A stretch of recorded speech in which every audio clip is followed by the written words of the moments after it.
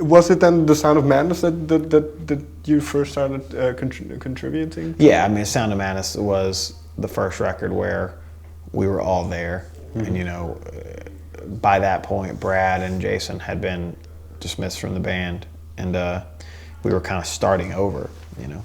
Yeah, well, what was the mindset at that point? Because, like you said, there was a lineup change, dynamics change. So I mean, you obviously go out with something to prove because you feel like fans don't know these two new people. You know, I wasn't necessarily new, but I was now the guy. Sure. You know, so it was, you go out with something to prove because you're trying to prove it to these people that the band is still the same, you know, even though it's different. And, you know, it's hard, you know, with lineup changes that big where you change two guys on the front line of the three that are on the front line, that can crash and burn really easily, and it didn't. You know, it was that rare occurrence where we became more successful after the change, and that kind of gave us a driving force. What do you attribute this to, that it went in that direction? We just had a take no prisoners attitude. I mean, we came out on fire every single night. You know, we would go on stage with the intention of, if you have to play after us, you're going to be sorry. And you know, that's like, and in those days, you know, especially coming back out on these festivals, you know, it's different over here. And on festivals over here, we're still kind of building it, so we'll go on at 3-4 o'clock in the afternoon. But in America now, we usually headline the festivals we play. It's usually us or Disturbed or, you know, Avenged Sevenfold or something like that. So we were going on at 2:30, 3, 4, 5 o'clock in the afternoon. So, you know, there's still 3 or 4 bands after. So we would go on and be like, we're going to be the best band of the day no matter what. And that's kind of that was our mindset. We weren't all the time, but you definitely go on stage trying to think that you're gonna be that, you know. And is the approach then? We're now 7 years, 8 years on. Is that still the approach you have? Yeah, it still is. Do you lose it at times? Yeah, you lose. You know, you get caught up in your regular life. You know, we have kids, we have wives. You know, we have lives outside of this band now. Back then, we kind of really didn't. Like, the band was the life, but it makes all those intricacies, all those little things in our lives, having wives, having children, make the band better because we share that with each other. You know, and it's a lot different out here now. You know, there's no partying, there's none of that. At the same time, you mentioned all these these circumstances that changed. So was Threat to Survival, was that an easy record to make, or was it more difficult because you had families? And if you compare it's two-sided. Making the record was the easiest record to make. It was fun. I hadn't had fun making a record with this band till this record, honestly. Why not? I'm so weird, man.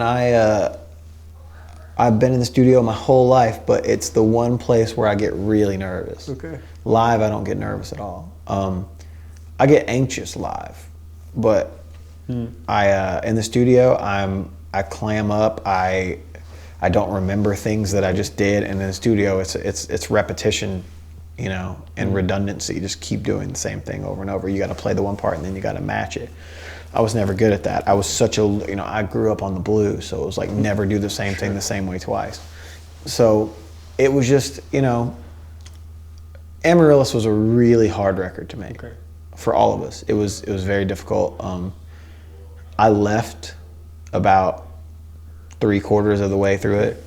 I didn't quit, but I left the studio, and it was a tough record to make for many reasons. You know, I'm not gonna throw anyone under the bus for what it was, but this record was us four as a band going in and not being on top of each other. Normally when you make a record, you go in and you have one producer and you're sitting on the same couch in the back of the studio for 5 months making a record. And on this record we had 4 different producers, so it was, Brent would be in a studio and doing vocals, and I would be in a different studio, and then Barry would be setting up in another studio for the next session.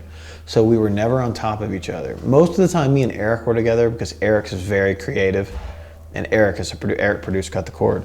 So Eric really helps me in the studio because, like I said, I come from such a blues background where it's never do the same thing the same way twice. Eric can kind of reel me in, and I don't know, maybe Eric speaks a language to me where he's like, do it this way, and then I can get it, and it's not like I feel like I have someone on top of me, so I work really well with Eric in the studio, so Eric was usually with me all the time. And also, man, Eric's just such a good guitar player that I would just hand him the guitar and say, I think this is more of your style of guitar playing, so you play it. And he would hand me the bass or whatever, so we would switch, because we both play both instruments. So, it was, in that way, it was so much fun because I got to come in after Brent had recorded vocals on something and go, holy crap, this is really good. And I wasn't here to pick it apart and go, well, maybe you should try this, or maybe you should try this. And and that's kind of what I think will fuck up a record. I think if people are on top of each other and you've got 4 cooks trying to make the same steak, something's gonna get fucked up. And I think it was nice the having the space to cook. Did you, as a group, have an idea of what the album should sound like or would become beforehand then? Or did it kind of develop? We never do. We are the kings of like starting a record and going, it's gonna be this, and then it completely is something different. And that's how this record was. With this record, we were like, we're gonna go in, drums, bass, guitar, vocals, and just big, all this stuff. And we didn't do that. We went in and we did drums, bass, guitar, vocals, but we did it a lot simpler. Instead of me trying to noodle or solo over every little thing, it was kind of this, we don't sound like anyone, which is a good thing, but it was kind of this White Stripes approach of guitars, and going, what is the simplest thing I can do to lend itself to what Brent has to say? I think on this record it was about, as on other records, it was about the riff, and the lyrics are always first in our band. Because he has something to say, and we're not just talking shit, we're not talking about getting blowjobs and partying. Do you discuss these themes with Brent? We discuss you say, them. well, Brent has these themes, and so does he bring them to you, and do you discuss them? He's very idealistic when it comes into the studio. He'll come in and say, I have an idea. We don't write on the road. We never have, but he'll come in and have an idea, and that's kind of where it'll start. Or Eric will have an idea, or I'll have an idea, and that's kind of where it all starts. But at the same time, it's like you go in and you never know what the record is until you make it, And we don't, we usually finish a touring cycle, then take time off, and then start writing, and then go make a record. So that's why it takes so long between records for us. And then, because I wrote a couple of lyrics down, and I think Brent still writes most of the lyrics, right? So I won't go into it literally, but the sense that I got from it was a sense of hope, or in some of the songs.